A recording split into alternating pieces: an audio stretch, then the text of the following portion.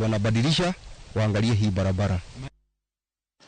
Aora ma Nyangre manie county ma Bomet muomo kendo pi Oula olore miere kod abich gwenge ma Chebir kaluwore gi koth mapek ma osebedo ka goyo thoth gwenge ma pacho ka kuom maloyo juma achiel ma osekadho. Apisa ma ochung'ne rango chal kor gwenge county ma Narok Erika Cheriot owacho ni ji 98 sani oseyudo midhiero bang' aora no nyomuomo odhiambo manyoro ka jodak mamoko ni kod luoro mar tuoche mikelo gi gondruok mar pi mathoth. Piny owacho kod riwruok mar Kenya Red Cross temo duto manyalo mar chwalo kony ne oganda go kendo darogi terogi e sikunde primar ma Chebiri.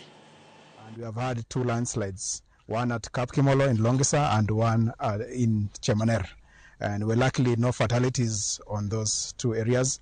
But what we're appealing to the residents who especially engage in quarrying is that in the last 1 week, His Excellency the Governor, Professor Hilary Bachok, gave an appeal, an order to the residents to suspend quarrying in this rainy season. And unfortunately, through inspections, and we found out that the residents are still going on with the quarrying.